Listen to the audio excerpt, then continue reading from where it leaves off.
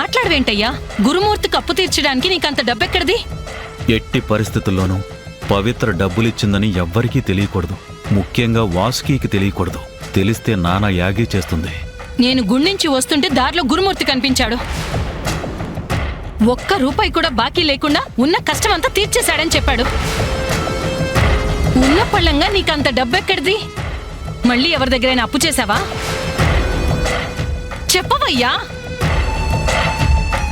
ఎందుకు నానా ఇలాంటి తలనొప్పులని తెస్తూ ఉంటావు? అమ్మని టెన్షన్ పెట్టకుండా అడిగిన దానికి సమాధానం చెప్పు నానా. అన్ని బుర్రతక్కువ పనులు చేస్తున్నావు నువ్వు. విక్రమ్, తండ్రితో మాట్లాడేటప్పుడు కాస్త నోరు అదుపులో పెట్టుకుని మాట్లాడు. పరువు గురించి మీరిద్దరూ మాట్లాడుతున్నారా? తప్పులు చేయడం మా హక్కులాగా యథేచ్ఛగా గొడవలు సృష్టించే మీరు అప్పు చేశానని నన్ను నిలదీస్తున్నారా? ఏమయ్యోయ్, మాట అదుపు తప్పుతుంది ఏంటి కథ? అసలు మీకు నేనెందుకు సమాధానం చెప్పాలి? నన్ను అడగడానికి మీరెవరు? ఓహో, అక్కడ దాకా వచ్చిందా వ్యవహారం? నా చూపుకే భయపడేవాడివి, రూపాయి సంపాదన లేదు, నన్నే ఎదిరించేదాకా వచ్చావంటే ఏంటి నీ ధైర్యం? అసలు నీకు భర్తతో మాట్లాడే పద్ధతి, ప్రవర్తించే తీరు తెలిసేంటే? అన్నీ తేలుస్తాను.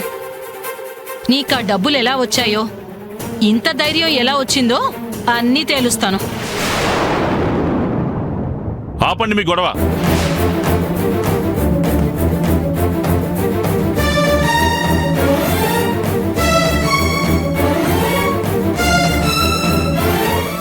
ఇది ఇల్లు అనుకున్నారా, మార్కెట్ అనుకున్నారా? మేనర్స్ లేకుండా ఎందుకు ఇలా అరుచుకుంటున్నారు? చూడండి అన్నయ్య, మాకే తికాణా లేదు, ఈయనక రూపాయి సంపాదన లేదు, కానీ ఊరు నిండా అప్పులు చేశాడు. ఇవాళ ఒక అతనికి ఒక్కసారిగా 1,00,000 రూపాయలు అప్పు తీర్చాడు. అంత డబ్బు ఎక్కడిది అంటే సమాధానం లేదు. నాకు భయంగా ఉందన్నయ్య గారు. ఫణీంద్ర, నీకు 1,00,000 రూపాయలు ఎక్కడివి? అది బావా, అది మర్యాదగా చెప్తావా లేదా? మా నాన్నకి అంత డబ్బులు ఇచ్చేవాళ్ళు కూడా ఎవరు లేరు మావయ్య. కానీ ఆ అప్పు ఎలా తీర్చాడో అర్థం కావడం లేదు. దొంగతనం చేశావా?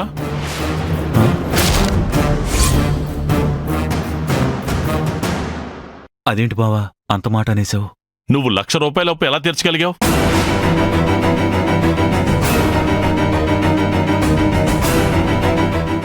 నేను తెలియక తప్పులు చేశానేమో గాని దొంగతనం చేసేంత తప్పుడు మనిషిని కాదు బావా. నాకు ఆ డబ్బులు ఒకరు సర్దుబాటు చేశారు. ఇవన్నీ బొట్టి మాటలు. ఈ మనిషికి అంత మనీ సర్దుబాటు చేసే తలకు మాసిన మనిషి ఎవరుంటారు? అందరూ నీలాగా ఉంటారనుకుంటున్నావా? కష్టంలో సహాయం చేసే దేవతలు కూడా ఉంటారు. దేవత? ఊర్నాయను, అంటే సెకండ్ సెటప్ పెట్టావా? ఇంకొక మాట నువ్వు తప్పుగా మాట్లాడావంటే 4 చీరేస్తాను. ఇది ఫణీంద్ర, ఇదంతా కాదు. నీకంత డబ్బు ఎవరిచ్చారు? అది చెప్పు. నిన్నే. తప్పట్లేదు కాబట్టి చెప్తున్నాను బావా. నా కష్టం తెలిసిన పవిత్ర నాకు సహాయం చేసి నా అప్పు తీర్చింది.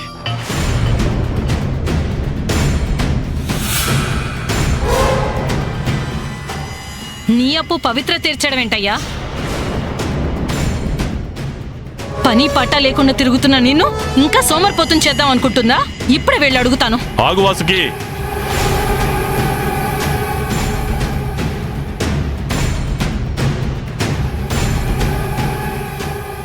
పవిత్ర మంచి పని చేసింది. ఈ ఇంటి పరువు కాపాడింది. అనవసరంగా తనని ఇబ్బంది పెట్టాలని చూస్తే నేను ఊరుకోను. ఫణీంద్ర బావా, ఊరు నిండా అప్పులు చేసింది కాక అందరికీ ఈ ఇంటి అడ్రస్ ఇచ్చి ఈ ఇంటి గౌరవానికి చెడ్డ పేరు తీసుకుని వస్తున్నావు. ఇంకోసారి ఇలా చేస్తే నిన్ను ఇంట్లో నుంచి వెళ్ళగొడతాను. బావా,